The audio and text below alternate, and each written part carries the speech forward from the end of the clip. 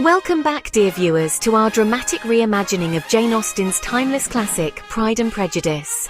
We continue our journey with the fourth installment of this beloved tale. If you haven't already, please subscribe to our channel and click the like button to show your support. Your engagement keeps us going.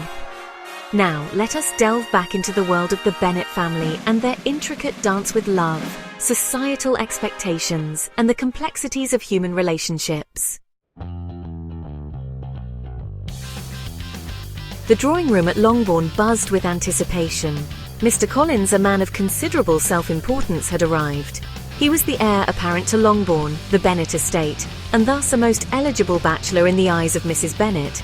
He seemed oblivious to the fact that his presence was more a source of amusement than attraction to the Bennet daughters, particularly Elizabeth. Elizabeth found Mr. Collins absurd. His every word, every gesture, screamed of a man desperate to be admired. His obsequious flattery of Lady Catherine de Bourgh, his patroness, was a constant source of mockery amongst the sisters. Little did she know that Mr. Collins had set his sights on her, and a proposal was imminent. Mr. Collins chose an afternoon when the Bennet family was gathered in the drawing room. He found Elizabeth alone, engrossed in a book, her mind far from the impending disaster. He launched into his proposal, a long, rambling speech filled with pronouncements about his admiration for her and his duty to choose a wife. He spoke of his comfortable income, his well-connected patroness, Lady Catherine de Bourgh, and the great honor he was bestowing upon Elizabeth by choosing her as his wife. He was entirely oblivious to Elizabeth's growing discomfort and her barely concealed amusement.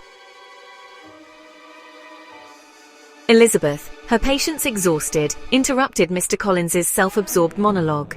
She stated her refusal, her words clear and unambiguous. She had no interest in becoming his wife, a fact she reiterated with increasing firmness as Mr. Collins, in his delusion, mistook her resistance for feminine coyness. Her rejection was absolute, her words a clear indication of her disdain for his pompous pronouncements and his presumptuous assumptions. Mr. Collins, however, was not easily deterred. He refused to believe that any sensible young woman, let alone one in her position, could refuse him. Mrs. Bennet's dismay was palpable. The commotion in the drawing room could no longer be ignored. Mrs. Bennet, drawn by the raised voices, entered to find Elizabeth standing defiant, her face flushed, and Mr. Collins sputtering in disbelief. Upon learning of Elizabeth's refusal, Mrs. Bennet's composure shattered. A flurry of accusations and threats poured forth. How could Elizabeth disregard her own future, her family's well-being, for something as frivolous as love? Mr. Collins, nursing his wounded pride, wasted no time in seeking solace elsewhere.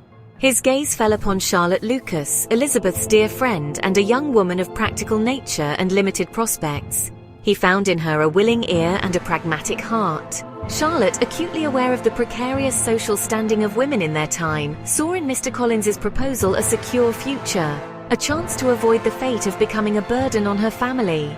Love, she reasoned, was a luxury she could ill afford. Elizabeth was appalled by Charlotte's decision. She couldn't fathom how her friend, a woman of intelligence and wit, could willingly tie her fate to a man like Mr. Collins. The stark difference in their choices highlighted the contrasting perspectives of the two friends. Elizabeth, guided by her principles, valued love and respect above all else in a marriage. Charlotte, pragmatic and realistic, prioritized security and social standing. Their choices, though vastly different, reflected the realities of their time and the limited options available to women.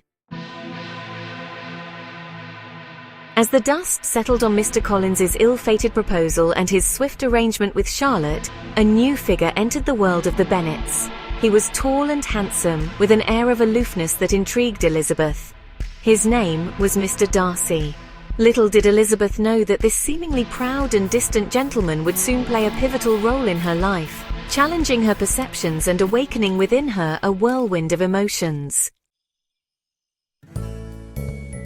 Don't forget to subscribe and hit the like button if you enjoyed this episode. Our story continues with an unexpected turn of events as Mr. Darcy, against his better judgment, finds himself drawn to the spirited Elizabeth Bennet. Join us next time for the dramatic unfolding of his first proposal. Remember to subscribe to our channel and hit the like button if you enjoyed the content.